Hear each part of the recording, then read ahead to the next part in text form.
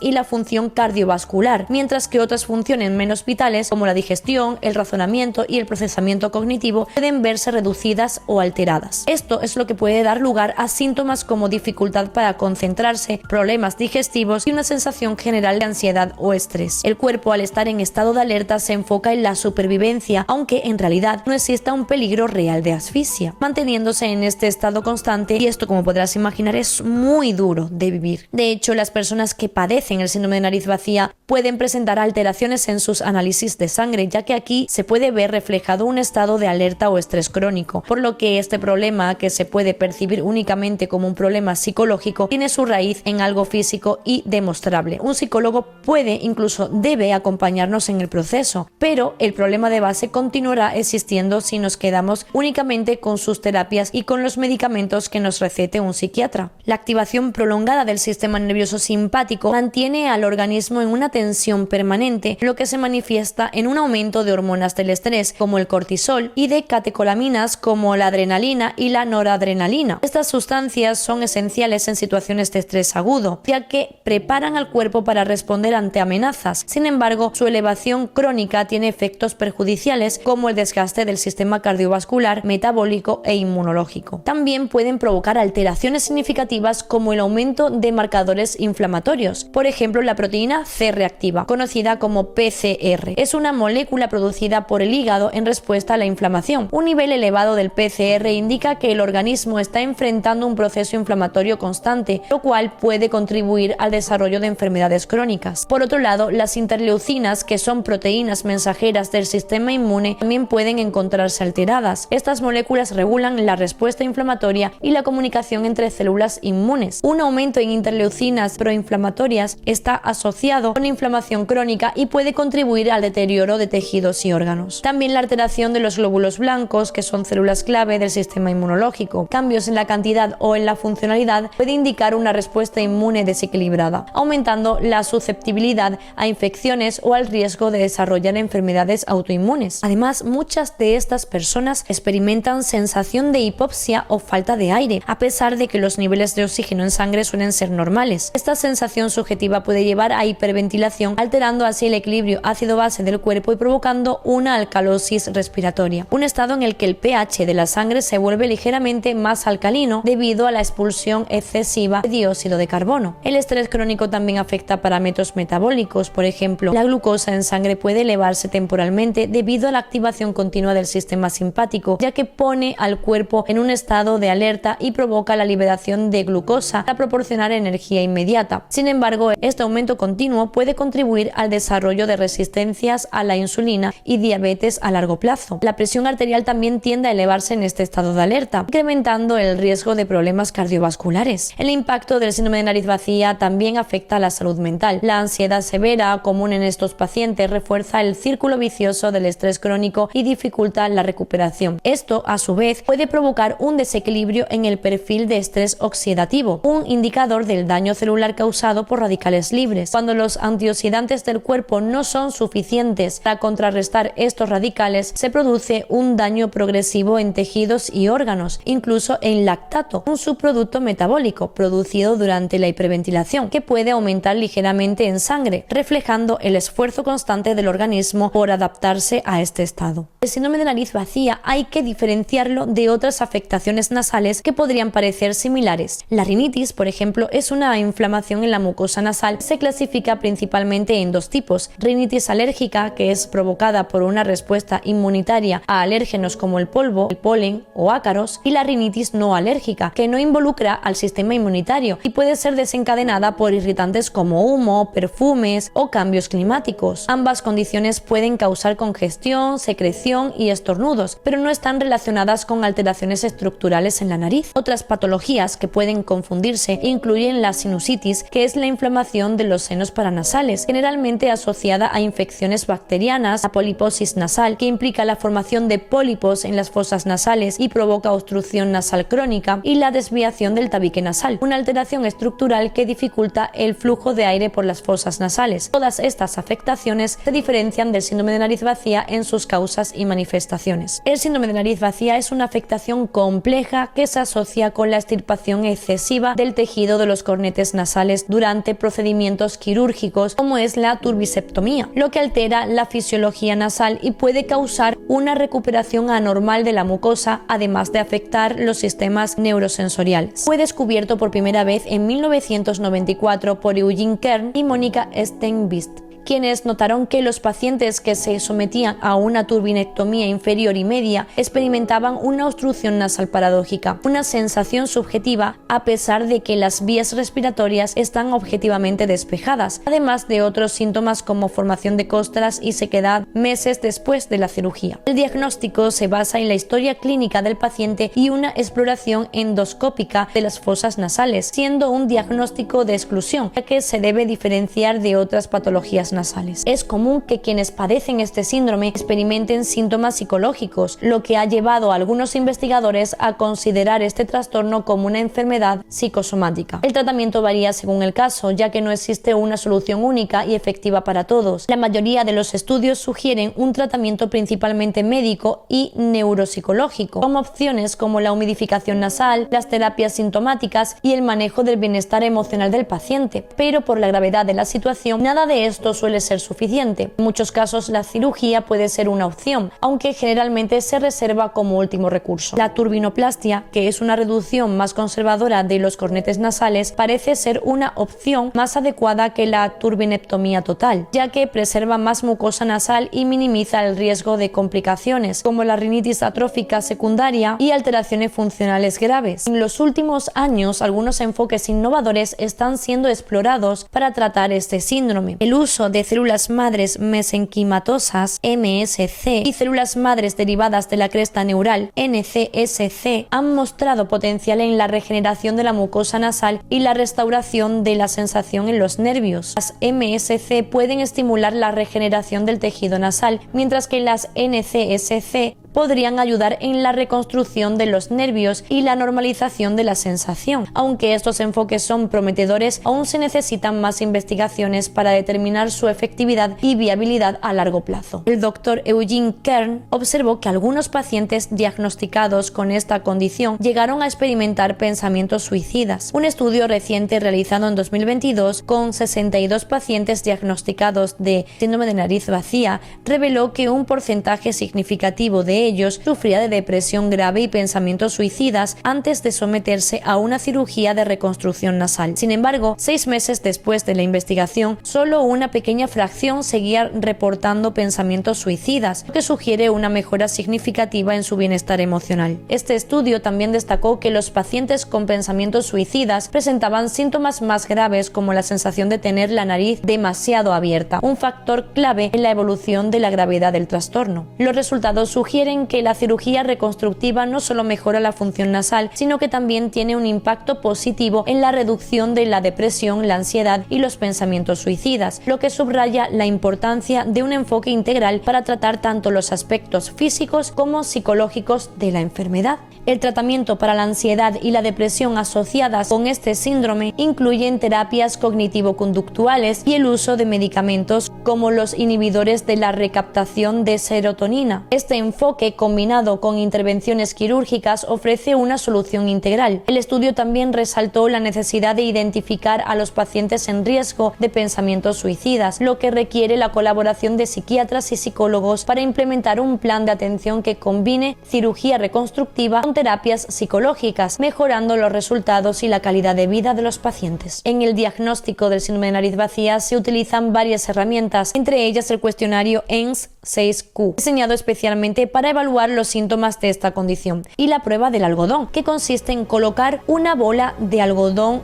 humedecida dentro de las fosas nasales del paciente para replicar la funcionalidad de los cornetes nasales. Si los síntomas mejoran con este procedimiento, se considera un resultado positivo que refuerza el diagnóstico. El tratamiento quirúrgico para estos pacientes incluye la implantación submucosa de Medpor, un material sintético utilizado en la reconstrucción facial que ayuda a restaurar la funcionalidad de los cornetes nasales eliminados o dañados. Este procedimiento tiene como objetivo mejorar tanto la percepción del flujo de aire como los síntomas asociados a este síndrome. ¿Es cierto que esta afectación puede provocar un cambio en la voz? Eso es. Las fosas nasales también participan en la resonancia durante el habla. El aire que pasa a través de ellas modifica las características del sonido, dando a la voz su calidad nasal característica. Cuando las fosas nasales están obstruidas, puede surgir una voz más apagada o hiponasal. ¿Qué nos referimos con sinergia en cuanto a este síndrome? Pues nos referimos a la interacción entre los diversos síntomas síntomas donde cada uno potencia o agrava a los demás, creando un círculo vicioso que intensifica el malestar general del paciente. Este fenómeno, conocido como sinergias negativas, describe cómo los efectos de los síntomas físicos, psicológicos y sociales se amplifican mutuamente, generando un sufrimiento aún mayor. Por ejemplo, en la relación entre la dificultad respiratoria y la ansiedad, la sensación de falta de flujo de aire, a pesar de que las vías respiratorias están despejadas, puede desencadenar una profunda ansiedad. Esta ansiedad, a su vez, aumenta la percepción de obstrucción, creando un ciclo donde ambos síntomas se refuerzan mutuamente, intensificando el malestar. Similarmente, la sequedad nasal crónica puede provocar la formación de costras, que no solo causan incomodidad, sino también sangrados, empeorando la sensación de irritación y exacerbando la sequedad, lo que agrava aún más el malestar. Otro ejemplo de sinergia negativa se observa en la alteración del sueño y la fatiga crónica. Los pacientes que padecen este síndrome a menudo experimentan dificultades para dormir, lo que interfiere con el descanso adecuado.